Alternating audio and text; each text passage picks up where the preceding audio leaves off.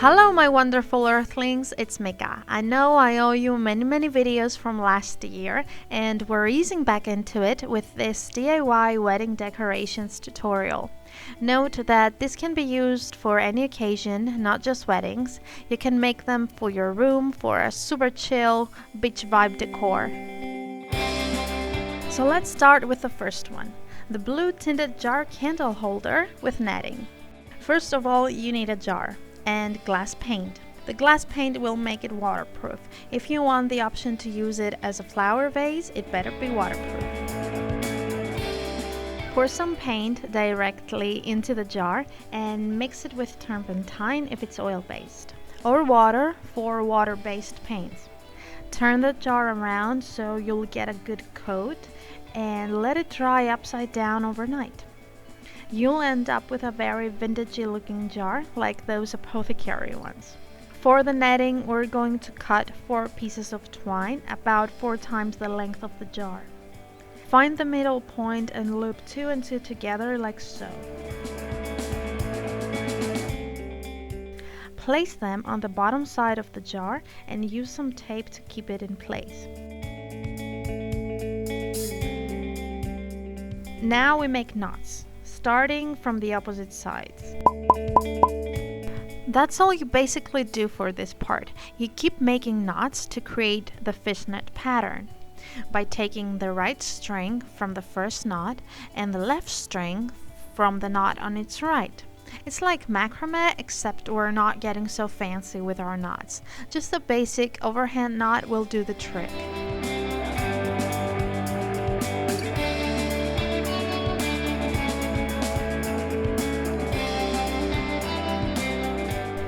Once you make the first row, it's very easy and it really doesn't take long. Of course, that may vary for the size of the jar you're using.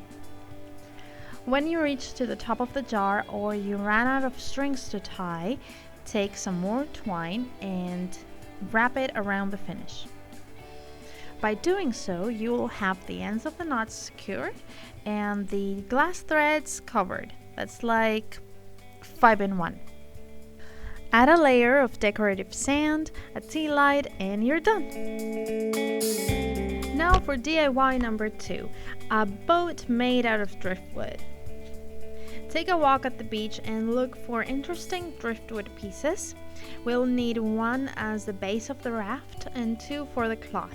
If you don't live near the sea, maybe go to your local craft store.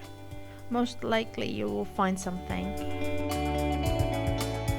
Okay, so you take the base and you drill a small hole, enough to support the vertical piece of wood.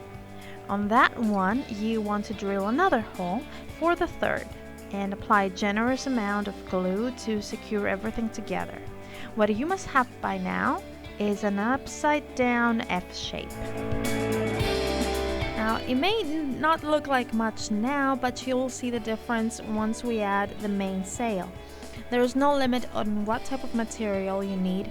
It could be a cheesecloth, maybe something very torn apart, if you wanted the effect of a ghost ship. For this one, though, I'm using white lace. Measure how much it needs to be and cut a triangle. Glue it on and maybe wrap a little twine around the parts where we put glue to cover it. Now, I wanted to have these as table numbers, so I glued some ribbon in the shape of each table number. But of course, this is optional. Oh, and look what I found on the beach. For all I know, this could belong to Lord Voldemort. For the third DIY, it's not so much about making something from scratch as it is reusing something you already own. I've had this lantern for ages, but never really liked the color. Like sugary beige? What is that? But the style of it, I think, really went with the whole theme, so I took it apart and spray painted it freaking white. Yes. For the little red windows, I used the same glass paint as before and made them blue.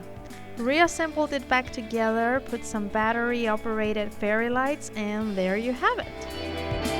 So that completes the tutorial. I really hope you guys enjoyed it. If you recreate any of these or any other DIYs from my channel, please tag Sailor DIY so I can see them. I really love seeing your recreations. It just brightens up my day. Please stay tuned for the vlog that's coming up on Thursday. But in the meantime, you can follow me on my social media and get to know each other a little bit better. Thank you all so much for watching. Don't forget to like and subscribe, and I'll see you soon.